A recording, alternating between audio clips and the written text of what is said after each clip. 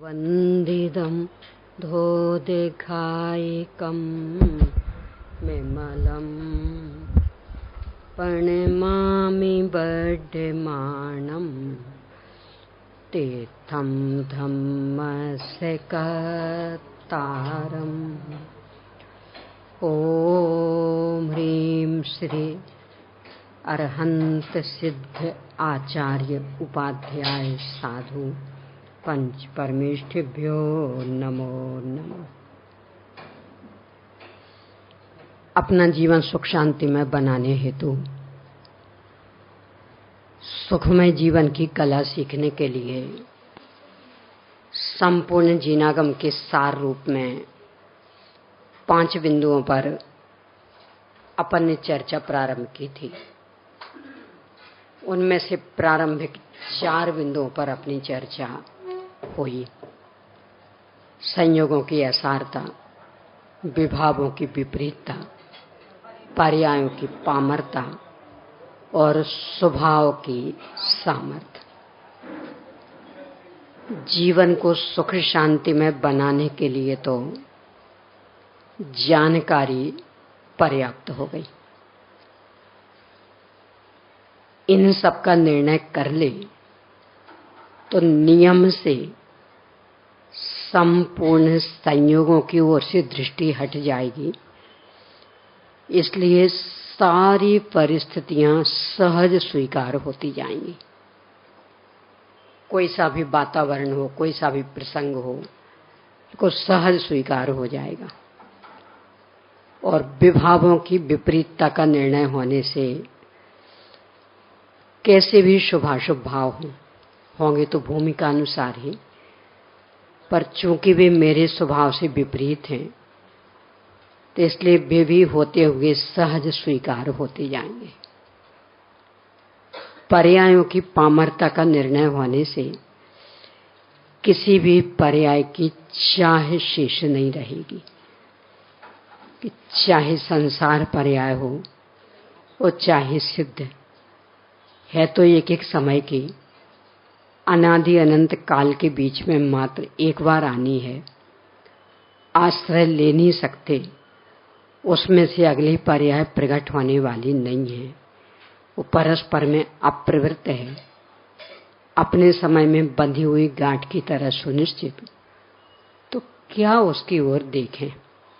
तो इसके बल पर पर्याय मात्र से दृष्टि हट जाती और स्वभाव की सामर्थ्य का भान होने से विश्व में भले ही कितने भी कैसे भी पदार्थ क्यों ना हो, परंतु किसी में भी ये ताकत नहीं है कि वो हमारे एक समय के दुख को भी मेट सके।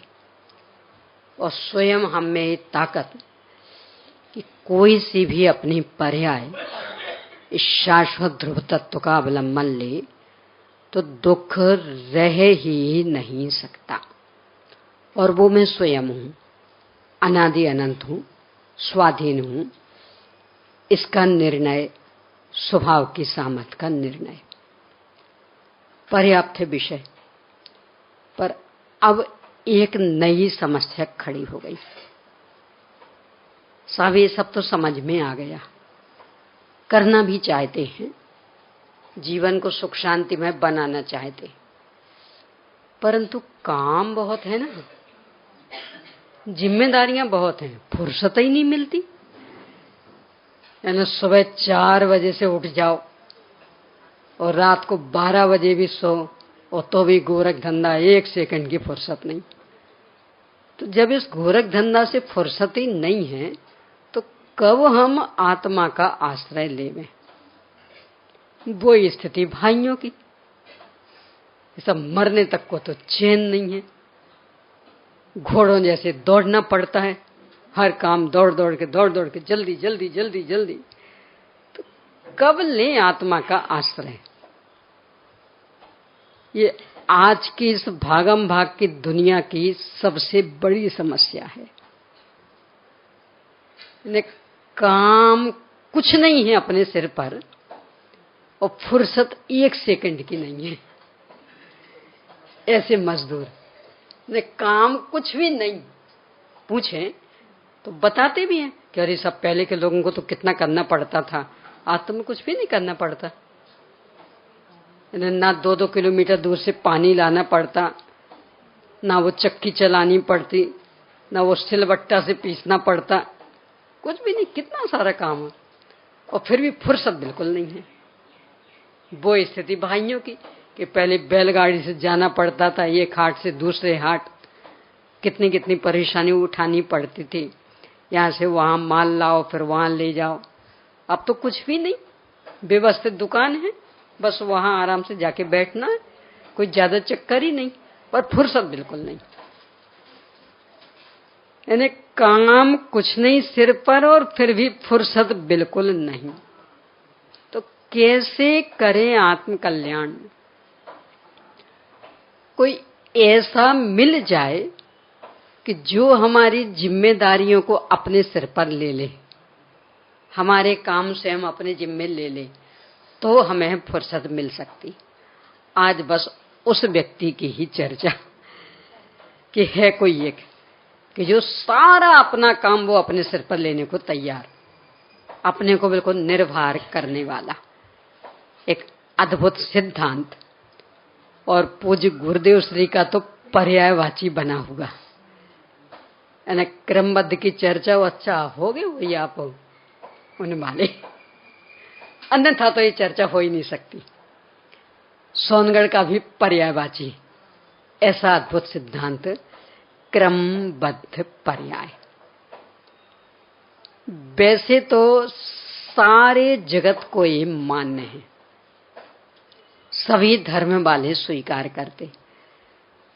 कौन करता है कौन नहीं करता इसमें अलग अलग मत हो सकते हैं, पर अपन लोगों जैसे रागी द्वेषियों के ऊपर, अपन लोगों जैसे कम शक्ति वालों के ऊपर कुछ भी करने का भार नहीं है। इसमें तो जितने भी आस्तिक धर्म हैं, यानी सत्ता वाले धर्म, उन सबको ये बात स्वीकार। हिंदू धर्म में भी देखेंगे तो वे भी कहेंगे आपके हाथ में क्या है, हुई है वही जो राम रचि राखा, जो जस करे सो तस फल चखा। कि अपने हाथ में क्या है, जो राम ने रच के रखा है वो होना है। कि नहीं, मुस्लिम भाइयों से पूछेंगे, सब अल्लाह के बिना पत्ता भी हिलने वाला नहीं है, खुदा की मर्जी के बिना एक बाल भी टेढ़ा होने वाला नहीं, बांका होने वाला नहीं। तो वे भी यही कहेंगे कि अपने ऊपर कोई जिम्मेदारी नहीं।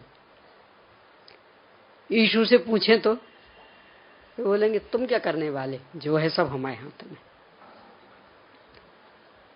यानी सर्वमान्य सिद्धांत कि अपन लोगों जैसों के हाथ में तो कुछ नहीं। अब किनके हाथ में किनके हाथ में नहीं, इसमें मतभेद है। कोई अपनी वो बागडोर पूरी यीशु को सौंपे बैठा है, तो कोई अल्लाह को, तो कोई राम को। अपन ने अपने द्रव्य को सौंप दी। पर इतना तो पक्का कि अपने हाथ में कुछ नहीं है। और इतना अजब गजब का ये वस्तु स्वरूप, कितने बड़े बड़े प्रसंग इससे स्वीकार हो जाते हैं। अपने भारत की तमिलनाडु में घटी हुई घटना, सन तो मुझे याद नहीं है, पर घटना सुनाएंगे तो शायद आप लोग बता सकेंगे। 3 पारसी व्यक्ति ईसाई धर्म का प्रचार करने के लिए दक्षिण भारत में आए थे, तमिलनाडु तरफ। एक पिता और 2 बच्चे, एक 8 वर्ष का और एक 10 वर्ष का, ये 3। पत्नी उनकी वहीं। और अपने ही भारतीयों में से किसी ने चिढ़ करके उन तीनों को जलती हुई धधकती हुई भट्टी में फेंक दिया जिंदा, और तीनों उसमें झुलस गए और खत्म। सुनी होगी शायद, मेरे ख्याल से 7 या 8 वर्ष पुरानी घटना ये घटना। अपने भारत में ही घटी थी। वो जो उनकी पत्नी वहां थी, अपने यहां से दूतावास के माध्यम से समाचार भेजा, सब हुआ तो बहुत बड़ा अपराध है, हमारे पूरे देश पर कलंक लग गया। पर अब आप जो भी कहेंगे इन अपराधियों को वो दंड देंगे, जिनने जिंदा जला दिया उनको वो दंड देंगे। पता उस महिला ने क्या उत्तर दिया था? कुछ नहीं देना। इन्हें दोनों बच्चे छोटे छोटे 8 वर्ष और 10 वर्ष के और पति, कुछ नहीं देना दंड। क्यों? यीशु को यही स्वीकार था, यीशु को यही स्वीकार था। तब तो उनने वहां से यहां भेजा था ना, और एक घटना घटी। तो हम यीशु के विरोध में खड़े होने वाले होते कौन हैं? बोलो कितना बड़ा प्रसंग। यानी जिंदा जला दिया 8 वर्ष का बच्चा और 10 वर्ष का बच्चा और पति, और वो पत्नी कह रही ने कोई दंड नहीं, हमें कोई शिकायत करने का भी अधिकार नहीं, क्योंकि यीशु को यही स्वीकार था। क्या प्रमाण स्वीकार के हो गया ना, इससे बड़ा और क्या प्रमाण चाहिए? बोलो। यानी अपने हाथ में कुछ नहीं है, इसकी स्वीकृति कितना संतुलित बना देती है अपनी बुद्धि को। इतना बड़ा प्रसंग भी नहीं, किसी से हमें कोई शिकायत नहीं, और यीशु के विरोध में खड़े होने की हमारी हिम्मत नहीं। हम उनके भक्त, तो उनको जो स्वीकार हुआ है हम कैसे शिकायत करें? कुछ नहीं। यानी सवाल ये नहीं है कि कौन करेगा कौन नहीं, पर इसमें तो सब एक मत है ना कि हमारे हाथ में कुछ नहीं। तो हम तो अपने व्यर्थ की आकुलता से मुक्त हो गए ना, चिंताओं से मुक्त हो गए ना। अब कौन करता कौन नहीं करता ये निर्णय अपन कर लेंगे। ऐसा अद्भुत सिद्धांत, यानी हर प्रसंग को, हर परिस्थिति को एकदम सहज स्वीकार करवा दे। ऐसा क्यों? यदि ऐसा कर लिया होता तो शायद। इन सब के लिए अवसर ही नहीं। क्यों? क्योंकि इस समय ये ही होना था। इसे घटित घटना से बढ़कर और क्या प्रमाण चाहिए कि इस समय यही होना था? बोलो। यानी आज गुरुदेव श्री की वाणी का लाभ पूरा नहीं मिलना था, समय के पहले आ जाने के बाद भी। देखो इसके लिए भी कितना सौभाग्य चाहिए। यानी कभी कोई कारण तो कभी कोई कारण तो कभी कोई कारण, आज सोचे चलो आज भाग्य का उदय हुआ, तो यही कारण। बोलो अब किस किस को दोष दें? बोलो। यानी नहीं सुनने मिलना है तो नहीं मिलना है, आप लाख प्रयास कर लेना, कितनी योजनाएं बना लेना। बोलो। यानी एक एक घटना पे विचार करें तो लगेगा वास्तव में क्या है अपने हाथ में, किसको लेकर के चित्त आंदोलित करें। और वो घटना घटित हो गई तो इससे बड़ा प्रमाण और क्या चाहिए कि इस समय यही होना था। यानी आज सुनने को नहीं मिलनी थी, इस वाणी से नहीं मिलनी थी, और वो आधी अधूरी फिर अंत अंत की मिलनी थी, तो मिली। बोलो तो अब किसको दोष दें? नहीं सब आप लोग समय पर लेकर नहीं आते, क्या आप लोगों ने समय पर चालू नहीं की? बोलो अब तो सब कुछ व्यवस्था हो गई थी ना। फिर जिनको पता नहीं उन्हें तो कुछ समझ में ही नहीं आ रहा होगा क्या कह रही हैं, जो थे उनको पता है।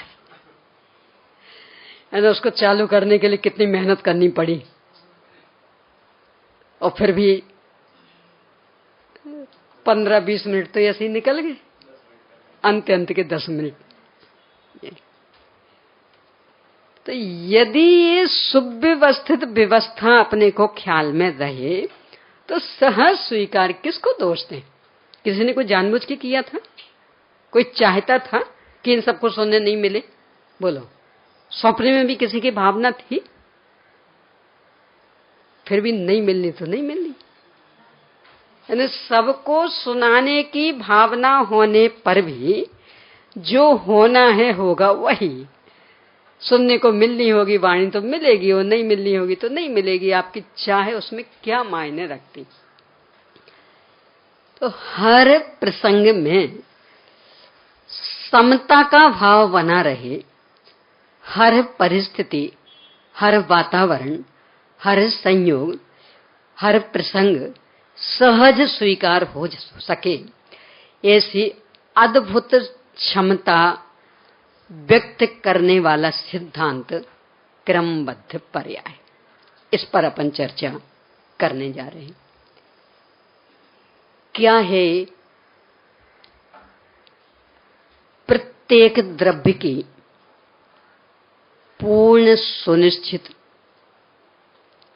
अहेतुक सुव्यवस्थित क्रम नियमित परिणमन व्यवस्था को क्रमबद्ध पर्याय कहते हैं। पूरी समग्र परिभाषा ये। प्रत्येक द्रव्य की पूर्ण सुनिश्चित अहेतुक सुव्यवस्थित क्रम नियमित परिणमन व्यवस्था को क्रमबद्ध पर्याय कहते हैं। एक एक का अर्थ देखें। प्रत्येक द्रव्य की, इन्हें कुछ पक्षपात नहीं कि जड़ है कि चेतन, जानने वाला है कि बिना जानने वाला, एक प्रदेशी है कि असंख्य प्रदेशी की अनंत प्रदेशी, कुछ फर्क नहीं पड़ना। जड़ है कि चेतन, सबकी। इन्हें द्रव्य मात्र, यानी विश्व में जो भी है वो सबकी है। पूर्ण सुनिश्चित, द्रव्य से भी, क्षेत्र से भी, काल से भी, भाव से भी, स्वभाव से भी, पुरुषार्थ से भी, काललब्धि से भी, भवितव्य से भी, इतना ही नहीं निमित्त से भी। कि तो हम जिसको चाहेंगे उसको सुनेंगे, नहीं है हाथ में, वो भी सुनिश्चित। कौन सा विषय किसके माध्यम से सुनना है वो अनादि अनंत सुनिश्चित। तो ये पूर्ण सुनिश्चित है ना, सर्वांग।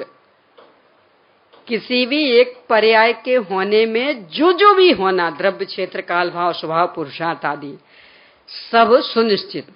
और ये सुनिश्चितता किसी ने की नहीं है अहेतुक, अकारण, अपने आप, अकृत्रिम। यानी किसी ने सुनिश्चित किया नहीं है कि ये पर्याय इस द्रव्य में इस समय होगी और ये इस समय होगी और उसमें ये निमित्त होगा और इसमें ये निमित्त होगा। किसी ने किया नहीं है, अहेतुक, अकारण, उसके पीछे कोई कारण नहीं। स्वभाव कि साहब भगवान महावीर स्वामी के जीव को सम्यक तो प्राप्त करने में स्वयं के बाबा, सगे बाबा और तीर्थंकर भी, इसी युग के प्रथम तीर्थंकर, और बेनिमित्त नहीं बनेंगे। और वे चारण रिद्धिधारी दो मुंडाज जो इनके कुल के नहीं, प्रथम तीर्थंकर नहीं, बेनिमित्त बनेंगे। बोलो, यदि देखें योग्यता की ओर से तो आदिनाथ भगवान में ज्यादा योग्यता थी कि उन चारण रिद्धिधारी मुनिराजों में। समझाने की ओर से भी देखें तो वेद ज्यादा अच्छे से समझाते होंगे कि ये भाई कहाँ तीर्थंकर दिव्य ध्वनि, उनका तो कहने क्या सर्वज्ञ, वही तो छदमस्त। भले चारण रिद्धिधारी, पर सर्वज्ञ के सामने क्या है योग्यता। और फिर भी बेनिमित्त नहीं बनेंगे, ये निमित्त बनेंगे। क्यों? अकारण, अहेतुक। क्यों का प्रश्न खड़ा करने के लिए अवसर नहीं। यानी हम चेतन क्यों? कि तब वो ब्रह्मा जी सृष्टि बना रहे थे तो सबको ज्ञान भी बांट रहे थे, तो हम भी पहुंच गए थे, तो हमें भी ज्ञान मिल गया, तो हम चेतन। और बेचारा ये रह गया, ये नहीं पहुंच पाया, तो ये अचेतन। ऐसा कुछ कारण है? कि हमने कोई खूब पहले पुरुषार्थ किया होगा, ब्रहशील संयम का, स्वयं स्वभाव की आराधना का, तो इसलिए चेतन, और ये पुरुषार्थ नहीं कर पाए बेचारे, तो ये अचेतन। एक जीव भव्य है, एक अभव्य। क्यों? क्यों? उसने खूब पुरुषार्थ किया होगा तो इसलिए भव्य हो गया, और उसने खूब विराधना की होगी इसलिए अभव्य। अभव्यता का कोई कारण है अहेतुक स्वभाव? यानी जो भी ये अनादि अनंत सुनिश्चितता है उसके पीछे कोई कारण नहीं। यानी हम कह सकेंगे बस इसलिए इस समय ये काम हुआ, इस कारण से इसकी निमित्तता में काम हुआ, कि नहीं, अहेतुक। वो द्रव्य क्षेत्र काल भाव की सुनिश्चितता भी अहेतुक, स्वभाव पुरुषार्थ आदि की सुनिश्चितता भी अहेतुक, और सुव्यवस्थित, हिलने के लिए भी अवसर ना रहे इतनी व्यवस्थित व्यवस्था, ऑटोमेटिक, प्राकृतिक, किसी ने की नहीं है, अपने आप ही पूर्ण सुव्यवस्थित। ये जो हाईवे होते ना, वहां जाके झाड़ू कौन लगाता? तो कैसे साफ सुथरी बनी रहती। यानी अपने शहर के अंदर की सड़कें हैं और दिन में 3-3 बार झड़ती, और तो भी गंदगी गंदगी गंदगी।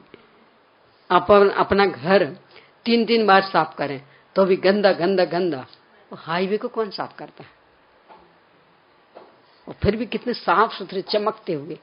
क्यों? वो प्राकृतिक व्यवस्था, वो हवा झाड़ू लगाती रहती, तो कहीं गंदगी नहीं हो पाती। देखिए कहीं गंदगी।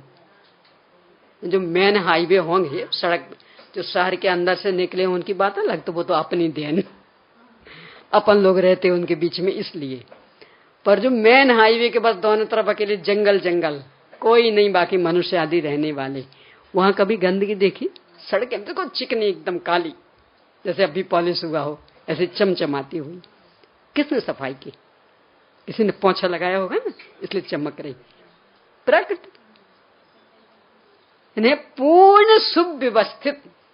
तो वस्तु मात्र की परिणमन व्यवस्था यह सी पूर्ण सुव्यवस्थित और क्रम नियमित, अपने अपने क्रम से और सुनिश्चित नियमित क्रम से होने वाली जो परिणमन व्यवस्था, यानी बदलने की एक प्रक्रिया, बदलने की एक पद्धति, उसका नाम है क्रमबद्ध पर्याय।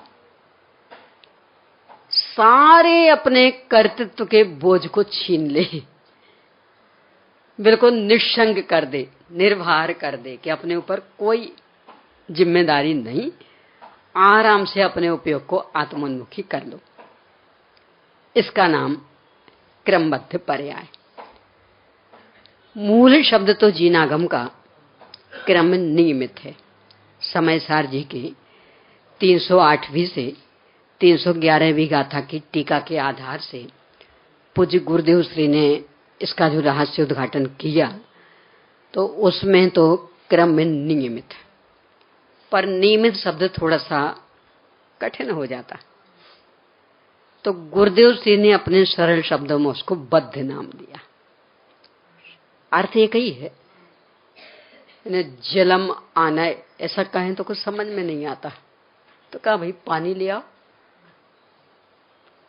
तो पानी ले आओ कहना ये हमारी शान नहीं है, मजबूरी रही है। यानी आपको भाषा का इतना भी ज्ञान नहीं रहा कि आप जल से समझ लें और आना से समझ लें, तो हमें आपकी भाषा में कहना पड़ा कि पानी ले आओ। पर चीज क्या आएगी? जलम आना कहेंगे तो क्या आएगा सामने, और पानी लाओ कहेंगे तो क्या आएगा सामने, कि चीज एक ही। ऐसे ही क्रम नियमित परिणमन, ये शास्त्रीय शब्द, पर अपनी भाषा तो अधकचरी, बम्बईया भाषा तो हो रही, कोई पता ही न लगे कि मराठी बोल रहे हैं कि गुजराती बोल रहे हैं कि हिंदी बोल रहे हैं कि माँ सब की खिचड़ी। किसी के भी मुंह से सुनो तो कोई एक भाषा रह ही नहीं जाती, यानी एक वाक्य भी बोलेंगे तो एक शब्द उसमें मराठी का होगा, एक गुजराती का होगा, एक हिंदी का होगा, हिंदी में एक मारवाड़ी का होगा, सब खिचड़ी। तो ऐसे जीवों के लिए इस साहित्यिक भाषा कैसे रास आएगी, तो वो कृमि निमित्त में कैसे समझ पाते। इसलिए गुरुदेव सिंह ने सरल शब्द दे दिए क्रमबद्ध, यानी बिल्कुल क्रम से बंधी हुई नियमित सुनिश्चित एक क्रमबद्ध पर्याय। क्या बताती है हमारे किस रोग की दवा है, जिनागम में कहाँ कहाँ आई है और इसको समझने का क्या लाभ होगा, इससे पुरुषार्थ कुंठित कैसे नहीं होगा। इन सब बिंदुओं पर क्रमशः अपनी चर्चा कर लें। सबसे पहले तो पुरुषार्थ को ही ले लें, सामान्य सा, विस्तार से तो बाद में लेंगे, क्योंकि सबसे बड़ा प्रश्न बस ये उठेगा कि जब सब कुछ सुनिश्चित, तो फिर हमारे हाथ में क्या रहा। देखो, आज के जमाने में जहां की हर चीज हमें ऑटोमेटिक पसंद आती, यानी हिलना भी नहीं चाहते। वो घड़ी कौन सी खरीदेंगे, एक दिन चर्चा आई थी ना, वो चाबी वाली का मॉडल बहुत अच्छा है, बहुत ही अच्छा। अपन जिद भी कर रहे कि भाई इसमें यदि सेल वाली हो तो वो दे दो, बोल रहे इस मॉडल में निकली नहीं सेल वाली। मॉडल पे बहुत ही अधिक रीच है, पर सेल वाली नहीं है। अब वो कहे क्या फर्क पड़ना, कोई चाबी में कोई घंटों थोड़ी लगते हैं और कोई पहाड़ थोड़ी खोदना है, इतना सा बस करना है, कितनी सी मेहनत करनी। नहीं साहब, वही ऑटोमेटिक ही दे दो, फिर सेल वाली दे दो। यानी इतना भी बर्दाश्त नहीं है करना। हर क्षेत्र में वॉशिंग मशीन कौन सी पसंद आती, फुल ऑटोमेटिक। बोरिंग मशीन में कौन सी पसंद आती, मैं स्मारक में जो लगी फुल ऑटोमेटिक। तो उसका पता क्या सिस्टम, यानी ऊपर टांकी में यदि एक गिलास पानी भी कम होगा तो वो चालू हो जाएगी और वो पूरी यानी पूरी भरी रहेगी। अब हम लोगों जैसों को डायरेक्ट लेना पड़ता, अब वो तो फुल, तो अब इंतजार करना पड़ता कि कोई बाथरूम वगैरह में जाए, नहाए धोए तो एक दो बाल्टी कम हो तो फिर हमें मिल पाए यहाँ। यानी इतना भी हिलना हमें स्वीकार नहीं है कि मशीन हमने चालू कर दी, अब वो भरी कि नहीं भरी हम देखें और जब भरने को तो बंद करें। कौन करे इतना कष्ट। और फुल ऑटोमेटिक, थोड़ी सी भी खाली हो तो अपने आप चालू हो जाए और बिल्कुल बराबर लेवल अपने आप बंद हो जाए। यानी ऑटोमेटिक कितना अधिक अपने को पसंद। ये हर चीज में कंप्यूटर क्यों प्रवेश कर चुका, अपने को नहीं हिलना पड़े, इंटरनेट घर बैठे सब काम हो जाए। ये मोबाइल का आविष्कार कि तो हमारा तो पूरा धंधा इतने से के बल पर चलता, कोई हमें दुकानों में थोड़ी बैठना पड़ता, इतने से के बल पर सारा धंधा हो जाता। तो आश्चर्य ये कि एक और तो ऑटोमेटिक सिस्टम इतनी अधिक पसंद आ रहे कि हर क्षेत्र में वही निकालने की सोच रहे, कारें भी। अब हमें नहीं लॉक करना पड़े, बस वो रिमोट किया अपने आप ही लॉक, अपने आप दरवाजा खुल जाएगा, अपने आप बंद हो जाएगा, हमें उतना भी हिलने की आवश्यकता नहीं। तो जब ऑटोमेटिक सिस्टम पसंद है तो ये है ना अनादि अनंत ऑटोमेटिक सिस्टम, तो इसमें क्यों प्रश्न चिन्ह खड़ा कर लेते कि फिर अब हम क्या करेंगे। जब सब कुछ ही सुनिश्चित है, सब अपने आप हो रहा, तो हम क्या करेंगे। तो वहां क्यों नहीं सोचा कि जब वो कार अपने आप ही बंद हो जाएगी, अपने आप ही चालू हो जाएगी, तो हम क्या करेंगे। एक घड़ी अपने आप ही चलती रहेगी तो हम क्या करेंगे। वो वॉशिंग मशीन अपने आप ही काम करती रहेगी तो फिर हम क्या करेंगे। तो वहां तो बल्कि खुशी हुई थी, चलो अच्छा रहा, हमारी जिम्मेदारी खत्म। तो कृत्रिम रूप में ऑटोमेटिक व्यवस्था इतनी अधिक स्वीकृत, और ये अकृत्रिम ऑटोमेटिक व्यवस्था की चर्चा होती तो अहम प्रश्न खड़ा होता है, फिर हमारे हाथ में क्या, हम क्या करेंगे, हमारे हाथ तो बंध गए, अब जैसा होना होगा वैसा होगा। तो वहां वॉशिंग मशीन में क्यों नहीं सोचा था कि हमारे हाथ तो बंध गए, अब वो जो फिर रहा है, अब वो जैसा फिरना होगा फिरेगा अपने हिसाब से, यानी 15 मिनट लेगा तो 15 मिनट लेगा, और ड्राइव वाला 5 मिनट लेगा तो 5 मिनट लेगा। अब हम तो उसको 10 मिनट नहीं कर सकते। प्रश्न खड़ा हुआ, उसे बंधन लगा कि और खुलापन लगा, निश्चिंतता आई कि और चिंता आई कि देखो ये सब ऑटोमेटिक है, 5 मिनट लेगा तो बस 5 ही लेगा, न 4 पर रुकेगा न 6 लेगा, तो आप बिल्कुल निश्चिंत होकर बैठ जाओ, न 5 मिनट तक कोई आपको देखने की आवश्यकता नहीं, तो निश्चिंत हुए ना। तो यहां क्यों पर चिंताएं सताने लगती, सोच अपनी बदलनी पड़ेगी। यानी जिनको करने से हम परेशान थे वो यदि सहज हो रहा है तो लोक में हम खुशी खुशी उससे स्वीकार कर लेते, और जिनको करने को लेकर के हम अपना कर्तृत्व का अहंकार पुष्ट करना चाहते, वहां जब वही अकृत्रिम व्यवस्था आती है तो लगता फिर हम तो बंध गए, हमारे हाथ में तो कुछ रहा नहीं, तो उसका विरोध करना शुरू कर देते। ये अपनी सोच ठीक नहीं है। यदि ऑटोमेटिक पसंद है तो हर जगह करिएगा, फिर पूजन हो रही तो वो भी ऑटोमेटिक, फिर अब उसमें कर्तापन का नहीं, क्यों? जब वॉशिंग मशीन ऑटोमेटिक चल सकती तो पूजन ऑटोमेटिक नहीं होगी, वो हमने की। अब वो घर गृहस्थी चल रही वो भी ऑटोमेटिक, वो दुकानदारी चल रही वो भी ऑटोमेटिक, क्यों? सभी ऑटोमेटिक है ना। हाँ, तो अपनी सोच थोड़ी व्यापक करनी पड़ेगी तो ये सिद्धांत स्वीकार होगा।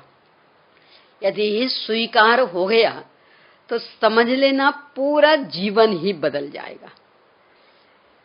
काम सब होंगे, जैसे लोक की ऑटोमेटिक व्यवस्था तो काम थोड़ी रोकती है, यानी कपड़े नहीं धुलेंगे थोड़ी हमें नहीं धोने पड़ेंगे, और बर्तन नहीं मनेंगे ये थोड़ी पर हमें नहीं मानने पड़ेंगे, वो टांगे नहीं भरी जाएगी ये थोड़ी पर हमें नहीं भरनी पड़ेगी। यानी काम तो सब होंगे, हमारे ऊपर का बोझ खत्म हो जाएगा।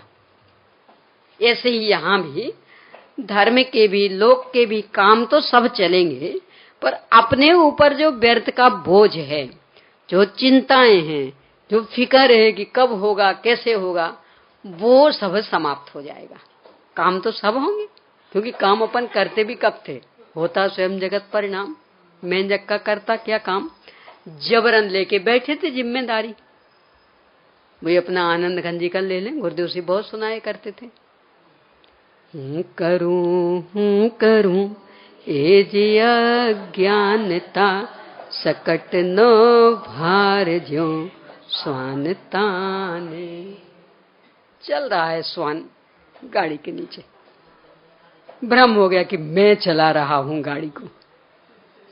गाड़ी तो अपने हिसाब से चल रही थी, तो मान लो बीच में चौराहा आया, कुत्ते को भाव हुआ हम इस तरफ जाएं, वो गाड़ी तो इस तरफ जानी थी, तो वो गाड़ी इस तरफ बढ़ गई। अरे ये क्या हुआ, मैं चला रहा था ना, भौंकने लगा, पर गाड़ी वाहन को तो कोई मतलब था नहीं, तो वो तो अपने हिसाब से चलता रहा, भौंक भौंक करके थक गया, तो अपना मन महसूस, कोई बात नहीं चलो उसी ओर ले चलते, और फिर अंदर पहुंच के मैं चला रहा हूं।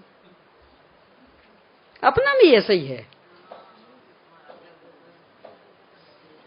चाह कि आप यहां मत बैठे, उदाहरण है, घबराना नहीं, आपको मना किया आप यहां मत बैठिए, नहीं सुना, मैं कह रही ना आप यहां मत बैठिए, आप वहां बैठिए, नहीं सुना, आप उठ जाइए ना वहां बैठ जाइए, नहीं सुना, अच्छा कोई बात नहीं, अब आप ही क्या कहोगे, बैठे रहो, यानी वहां चलता नहीं दिखता है तो आखिरकार अपनी मति को मन में सोच के कोई बात नहीं है, बैठे हो तो बैठे रहो, आप ही क्या कहोगी, बैठे रहो। तो इस सकटन भार्यम स्वांता ने यही दशा नहीं हो रही कि मन भर तो अपना पूरा कर लेते हैं, खूब झुंझला लेते हैं, पर जब लगता है कि अब यहाँ फेर बदल तो होने वाला है नहीं, तो आखिरकार मन को समझा देते, अब हो रहा तो होने दो ना, क्या कर सकते, अच्छा है वो भी, फर्क क्या पड़ना, यहाँ बैठी के वहां बैठे, फर्क क्या पड़ना, कोई ना कोई तो बैठेगा यहाँ, तो ये बैठे बैठे रहने दो। ऐसा है अपना हाल। यानी करने का अहंकार छोड़ने की वृत्ति नहीं, चलता वहां कुछ है नहीं, तो पहले तो पूरी ताकत लगा देंगे चलाने में, और जब नहीं चलता हुआ दिखेगा तो फिर धीरे धीरे अपने मन को तैयार कर लेंगे, ठीक है अब यही होना है तो हो जाने दो, हमने सोचा कि यही बढ़िया। ईमानदारी से बताना, यही सोचा था? यदि सोचा था तो पहले क्यों भपक रहे थे? फिर 5 बार क्यों टोका टोकी की थी कि आप यहां मत बैठिए, आप यहां मत बैठिए? वो अंत में कहने लगे नहीं हमने सोचा बैठे रहने दो, तो यही सोचा था। ये तो नहीं माने इसलिए मन को समझा लिया। तो ये जो अपनी मनोवृत्ति, इस पर विराम लग जाएगा, काम तो पूरा होगा, पर जो व्यर्थ की सोचा सोची, ऐसा करें तो ऐसा हो जाए, ऐसा करें तो ऐसा हो जाए, यदि इतनी सावधानी रखें तो शायद।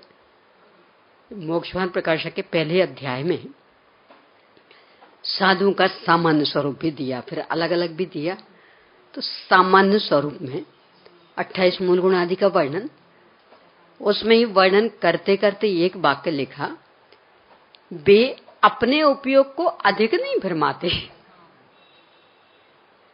अपने उपयोग को अधिक नहीं भरमाते। अधिक नहीं भरमाते मतलब कि अपने जैसे सोचा सोची में नहीं पड़ते, जाएं कि नहीं जाएं, जाएं तो किससे जाएं, अपनी कार से जाएं कि रिक्शे से जाएं, कितने बजे जाएं, कहां से जाएं, है ना। एक छोटे से काम के लिए कितनी माथापच्ची करते हैं अपन।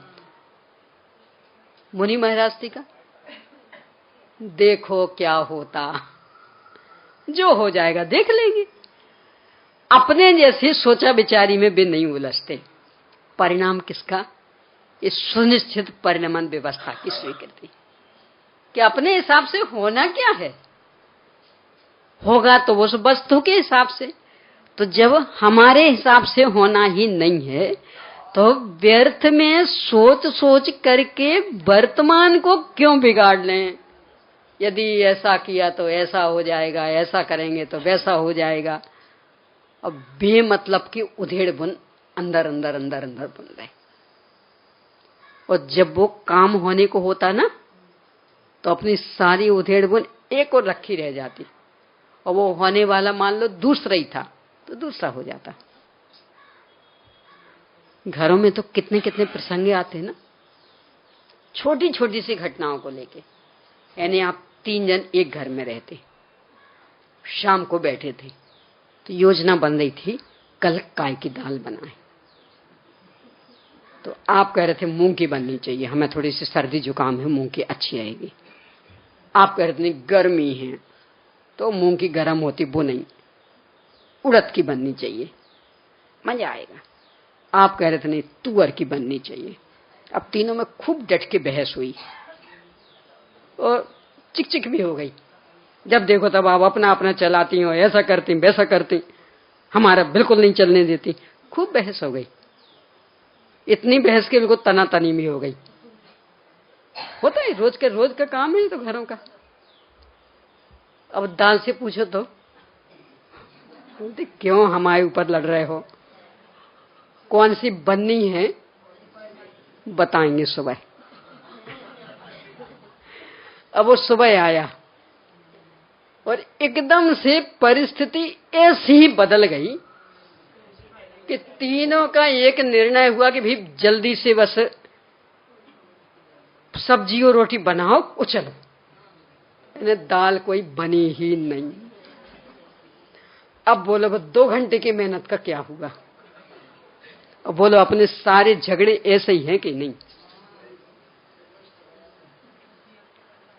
बोलो कितने, अभी देखना, आज से ही अभी देखना शाम तक, तो पता लग जाएगा कितने झगड़े बस ऐसे ही।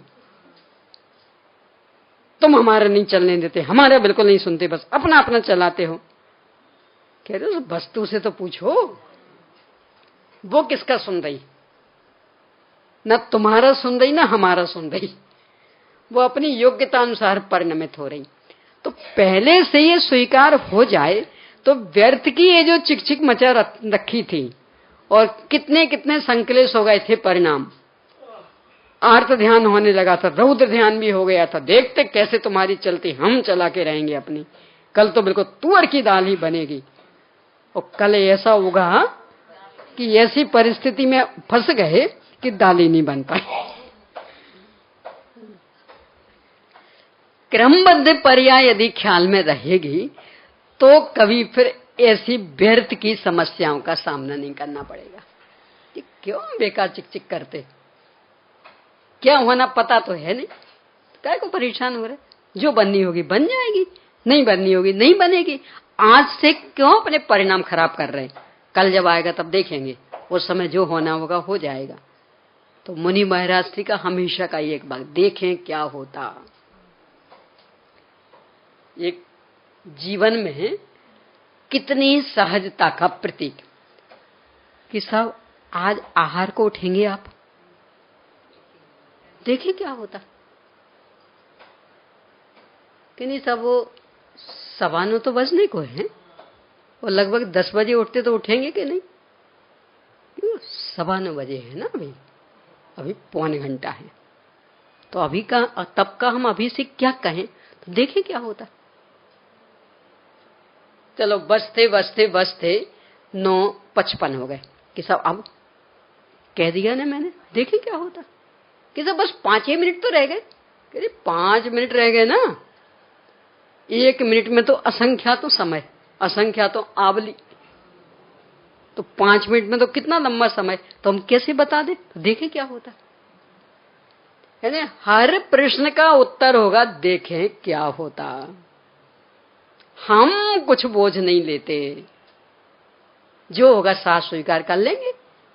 पहले से हम कुछ नहीं कह सकते क्या होना क्या नहीं, तो कुछ भी योजनाएं नहीं, और अपनी योजनाओं पे योजनाएं, 100 साल तक की योजनाएं। अभी ये जो बच्चा जन्मा, इसको लेके झगड़ा हो रहा, माँ कह रही हम तो डॉक्टर बनाएंगे और पिताजी कह रहे हम तो वकील बनाएंगे। वो तत्काल का जन्मा बच्चा, अरे तत्काल का जन्मा नहीं, अभी गर्भ में भी नहीं आया, उसको लेके कि यदि अपने संतान होगी तो अपन तो ऐसा बनाएंगे। अभी होगी कि नहीं होगी गारंटी नहीं, फिर भी वो लड़ाई झगड़े। क्रमबद्ध पर्याय कहती क्यों परेशान हो रहे, क्या होना है, उस बच्चे की क्या योग्यता है, तो क्यों इतनी लंबी चौड़ी योजनाएं बना रहे। दीर्घ सूत्री कभी सुख शांति से नहीं जी पाता। दीर्घ सूत्री मतलब बहुत योजनाएं, ऐसा करेंगे ऐसा करेंगे ऐसा करेंगे, कभी सुख शांति से नहीं जी पाता। सुख शांति से कौन जी पाता? एक सूत्र अपने मूल चिनागम का है, पर रजनीश ने उसको बहुत प्रचारित किया। भूतकाल सपना है, वर्तमान अपना है और भविष्य कल्पना है। तो ना सपनों में जियो और ना कल्पनाओं में जियो। ये नहीं सब पहले ऐसा हुआ था, पहले ऐसा हुआ, अरे वो तो गड़े मुर्दे हो गए, अब उनको उखाड़ने से क्या मिलने वाला? तो वो तो सपने में गया, अब उसको याद करने से कोई उपलब्धि होने वाली नहीं। कि नहीं भविष्य में ऐसा करेंगे, भविष्य में ऐसा करेंगे, कि वो सारी कल्पना लोग की उड़ाने हैं, वो हवाई महल बनाने हैं, वो शेख चिल्ली के सपने देखना है, कुछ उससे होने वाला नहीं। वर्तमान में जियो तो अपने आप वर्तमान भी सुखद रहेगा और भविष्य भी सुखद हो जाएगा। और भविष्य की चिंताएं करते रहे तो वर्तमान भी बिगड़ेगा और भविष्य भी बिगड़ना। इसलिए इस तरह का जीवन नहीं बनाना कि भूत भविष्यत की चिंता में वर्तमान की बाजी हारे, नरभव बीत चला रे, नरभव बीत चला रे। ऐसी गलती नहीं करना। ना भूत की चिंता कि हो गया ना वो तो, अब उसको लेके परेशान होने के लिए कहाँ अवसर। और भविष्य कि अभी आया नहीं है ना, तो उसको लेके क्यों परेशान होना, जो होगा सो होगा। वर्तमान जो है इसको संभालें, यानी वर्तमान का सदुपयोग अपने शाश्वत ध्रुव तत्व में लीनता में करें, तो वर्तमान भी सुखद और इसके बल पर भविष्य भी सुखद। कब हो पाएगा कि क्रमबद्ध पर्याय की स्वीकृति होगी तब। इसलिए यदि वास्तव में सुख शांति में जीवन जीना, तो इसके अलावा कोई उपाय नहीं। देखो आजकल तो अन्यमति भी, आजकल व्यापार के क्षेत्र में बहुत सारी दुकानों में एक स्लोगन लिखा रहता, समय से पहले और भाग्य से अधिक ना आज तक किसी को कुछ मिला है और ना मिलेगा। चाहे जिन दुकानों पे, यानी जैन अजैन सबके पे बहुत फेमस है, हर शहर में मिल जाएगा। कितना बढ़िया सिद्धांत, अपना पूरा क्रमबद्ध पर्याय। समय से पहले, यानी जब तक वो लाभ मिलने का समय नहीं आया, आप लाख प्रयास करना, नहीं काम होगा सो नहीं होगा। और भाग्य से अधिक राज्ञा भी, यानी राजा भी तुष्ट हो जाए तो भी भाग्य से बढ़कर कुछ देने में समर्थ नहीं है। नीति शास्त्र में श्लोक था, तुष्टोपि राजा यदि सेवकेभ्यो भाग्यात् परम नैव ददाति किंचन, अहिर्निशम वर्षति वारिवाह तथापि पत्रम तृतीयम पलाशा। राजा भी खुश हो जाए तो भी भाग्य से अधिक दे सकता। रोजाना खूब खूब मूसलाधार वर्षा हो तो भी पलाश के वृक्ष में हमेशा वो 3 ही पत्ते रहेंगे। तो पानी की कमी के कारण कि उसकी योग्यता। तो ऐसे अपने को देने वाला कंजूस है इसलिए कि अपनी योग्यता कितनी क्षमता रहेगी। तो इतना सा भी सूत्र कि समय से पहले और भाग्य से अधिक ना आज तक कभी किसी को मिला है और ना मिलेगा। और इसमें परिवर्तन करने की ताकत इंदो वा तह जिनिंदो वा, चाहे वो रागियों में सर्वाधिक शक्तिशाली इंद्र हो और चाहे बीतरागी में जिनेंद्र हो, किसी में भी इसको परिवर्तित करने की ताकत नहीं। करें भी क्यों, करना क्या है परिवर्तित कर। जब हमें सब कुछ सहज स्वीकृत तो कुछ भी हो जाए ना। इतना अद्भुत सिद्धांत, यानी जीवन की व्यर्थ की उधेड़ बुन से अपने को छुटकारा दिला दे, निश्चिंतता ला दे और प्रमादी बिल्कुल नहीं बनाए। क्योंकि 5 सुनिश्चित है ना, तो उसमें पुरुषार्थ भी तो सुनिश्चित है ना। तो पुरुषार्थ नहीं होगा ये बात कहां से आई। तो प्रमादी बिल्कुल नहीं बनने देगा, आलसी बिल्कुल नहीं बनने देगा। पर यदि इच्छानुसार कार्य हो गया तो कर्तृत्व के अहंकार के लिए कोई अवसर नहीं, क्यों वो तो होना था। और नहीं हो पाया तो दीनता हीनता के लिए भी कोई अवसर नहीं, क्योंकि हम तो इच्छा की थी, बाकी होगा तो उसके अनुसार।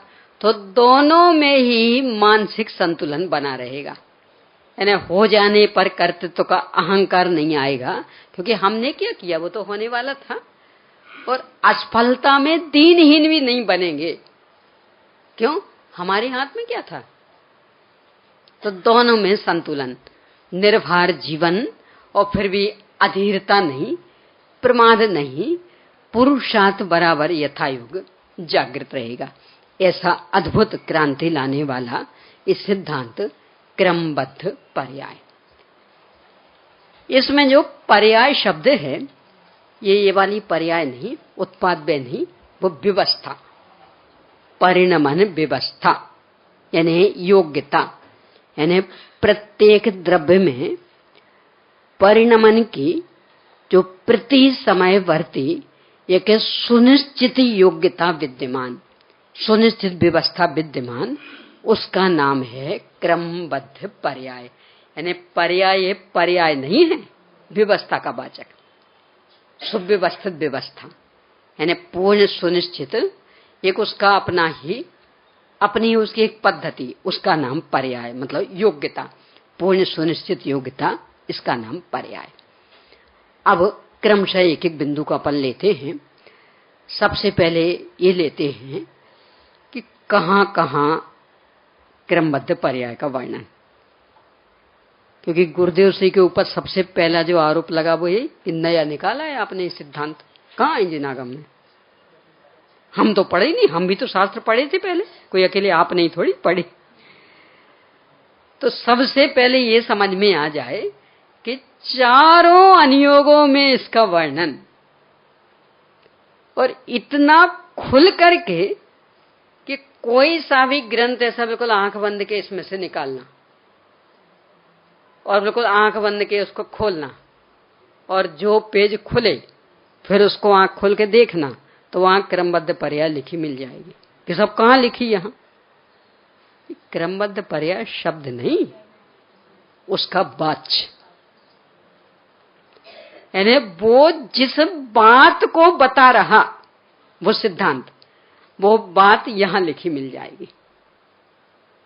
तो वो क्रमबद्ध पर्याय लिखी मिल गई। वो शब्द थोड़ी, शब्दों से क्या होने वाला, यानी उसके पीछे जो एक सोच है, जो एक विचार है, जो सुनिश्चित वस्तु व्यवस्था, वो कहां लिखी नहीं मिलेगी। अब अपन देखें कहां कहां लिखी। सबसे पहले प्रथमानुयोग, क्योंकि अनुयोगों का एक क्रम है, प्रथमम करणम चरणम द्रव्यम नमः, यानी सबसे पहले प्रथमानुयोग, फिर कर्णानुयोग, फिर चरणानुयोग, फिर द्रव्यानुयोग। क्यों प्रथमानुयोग सबसे पहले? क्यों कि सबसे पहले पढ़ें, इतना ही नहीं है, अनादि की जो दुराग्रही वृत्ति अपनी है ना, जिद्दी वृत्ति, हठाग्रही वृत्ति, उसका निराकरण सबसे पहले करना आवश्यक है। किसने देखे स्वर्ग नरक? बताओ, देख के आए आप? अरे कितनी कितनी ऊंचाई पर रॉकेट भेज दिए, उपग्रह छोड़ दिए, आज तक तो कहीं स्वर्ग दिखे नहीं। नीचाई में कितनी कितनी नीचाई तक खुदाइयां हो गई, आज तक तो कोई नरक दिखे नहीं। किसने देखे स्वर्ग नरक? विदेह क्षेत्र आदि है, किसने देखा? ये बिल्कुल आम सोच है ना। इनको कहा जाता जिनागम में अव्युत्पन्न मिथ्या दृष्टि। अव्युत्पन्न मिथ्या दृष्टि, यानी सब कुछ ख्याल में आ रहा, बराबर जीवन में उसके अनुसार जी रहा। एक दिन चर्चा की थी ना कि वो एक एक साल के 4 बच्चे खड़े करो, चारों का एक जैसा स्वभाव होता। किसने सिखाया उनको? अभी तो स्कूल पढ़ने ही नहीं जाते, माता पिता ने भी कुछ नहीं सिखाया, तो कहां से सीख के आए? यानी एक बच्चा अपनी बराबरी वाले बच्चे को जो पास में खड़ा है, जब तक रुला ना देवे तब तक उसे चैन नहीं पड़ती। कहीं बाल खींचेगा, कहीं गाल नोचेगा, कहीं कॉलर खींचेगा, और जब वो रोने लगे, हाँ अब साता मिल गई। और एक वही बच्चा अपनी पूरी ताकत लगा के लाड़ प्यार करेगा, पुचकारेगा, अपने खिलौने दे देगा, अपने खाने पीने की चीज दे देगा। किसने सिखाया उसे कि तुम तो लड़ा करो, तुम खिलाया करो? किसने? तो नहीं है स्वर्ग नरक। वो समय काफी चर्चा की थी। दंड व्यवस्था भी, 1000 की हत्या करके आया था, उसको भी एक ही दंड, फांसी की सजा। और एक की हत्या की थी, पकड़ा गया, उसको भी एक दंड, फांसी की सजा। तो बाकी की सजा अब यहां तो नहीं मिल सकती। यहां तो शरीर ही ऐसा कि एक बार फांसी पे चढ़ा, खत्म। पर अपराध तो किए हैं ना, हाँ? तो सजा तो मिलनी चाहिए ना। तो ऐसी कोई गति होनी चाहिए कि जहां 1000 बार फांसी पे चढ़ाया जाए तो फांसी पे चढ़ाने का दुख तो पूरा भोग ले और शरीर जहां का तहां, फिर तिल तिल करें देह के खंड हो जाए और फिर जहां का तहां। तो होनी चाहिए ना कोई दशा, बस उसका नाम नरक। ऐसी स्वर्ग कि पूरी जिंदगी अच्छे अच्छे काम किए। यहां तो नोबेल पुरस्कार एक बार मिला, पर उसने तो अपनी पूरी जिंदगी लगा दी थी। समाज ने भी सम्मानित एक बार किया, पद्मश्री पुरस्कार भी एक बार मिला, भारत रत्न का भी एक बार मिला, और उसने तो पूरी जिंदगी लगा दी। तो कोई होनी चाहिए ना गति कि यहां किसी को भी नहीं सताया, सबको खूब खूब अनुकूलताएं दी, तो कहीं ऐसा स्थान मिलना चाहिए कि जहां उसे सब ओर से अनुकूलताएं मिलेंगी, कोई बाहर का कष्ट नहीं होगा। होना चाहिए कि नहीं? बस उसका नाम स्वर्ग। और नरक मनुष्य त्रियंच तो स्पष्ट दिख ही रहे हैं। फिर भी जो स्वीकार नहीं करता, किसने देखे, उसका नाम है अव्युत्पन्न मिथ्या दृष्टि।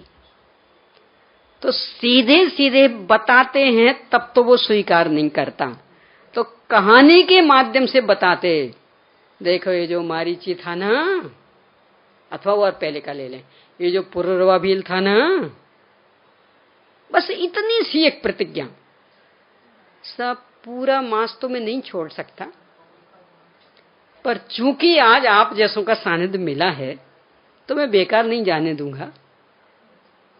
आज तक मैंने कौवे का मांस नहीं खाया, वो छोड़े देता।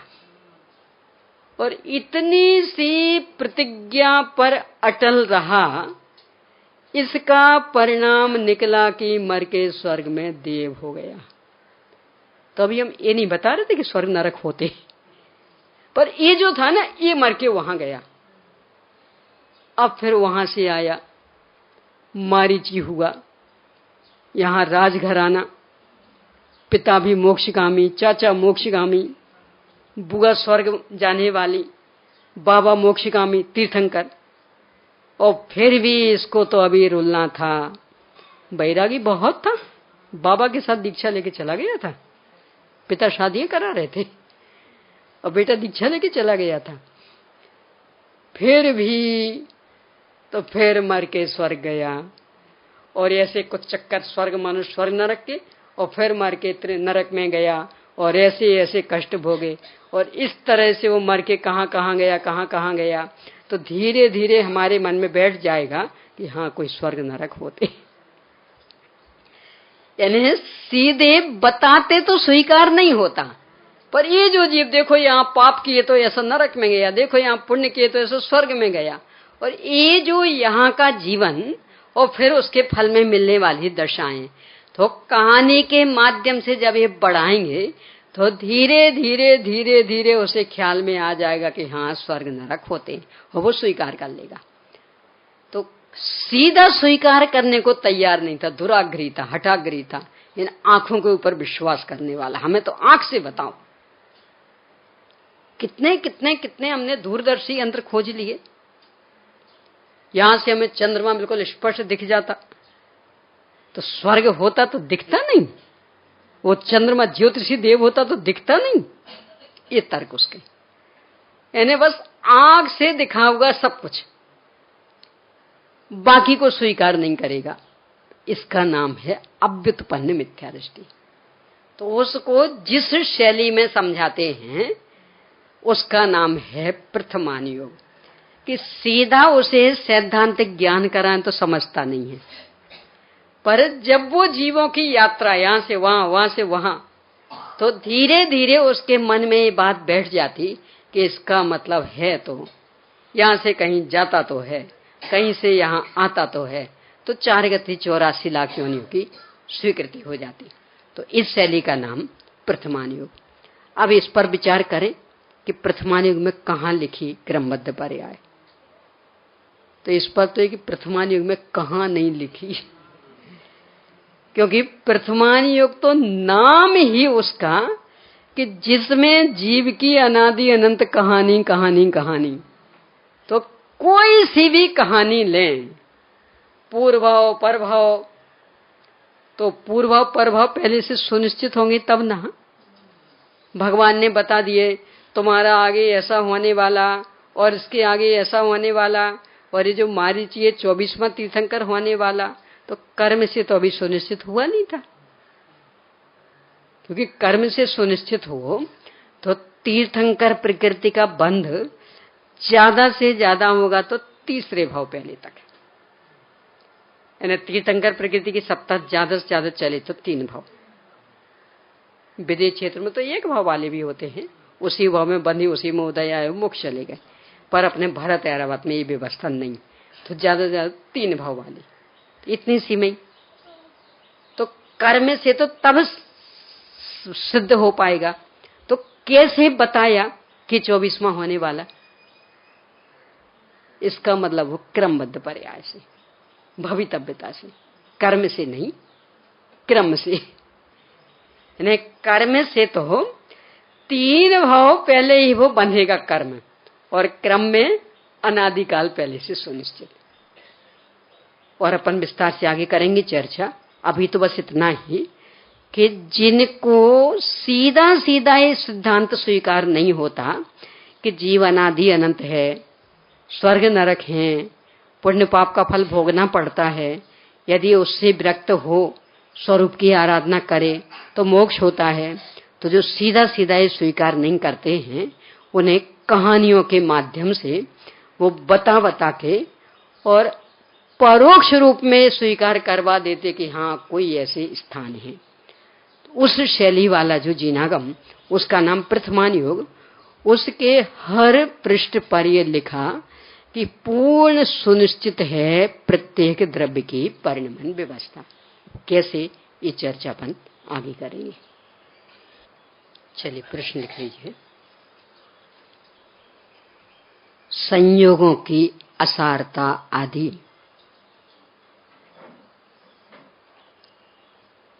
चार बिंदुओं से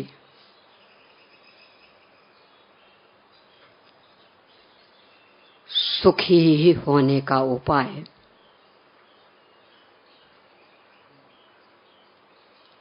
समझ में आ जाने के बाद भी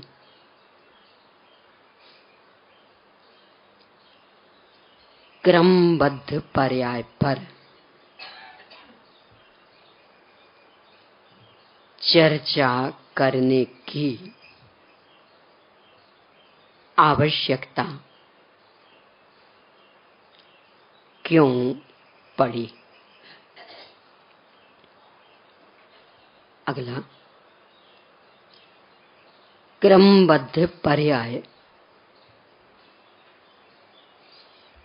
किसे कहते हैं?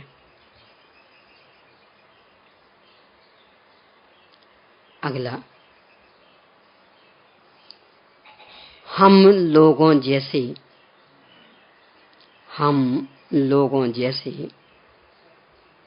हीन शक्ति वाले रागी द्वेषियों के हाथ में कुछ भी नहीं है, यह तथ्य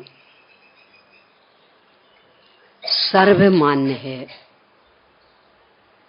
यह तथ्य सर्वमान्य है, इसे सिद्ध कीजिए। बस।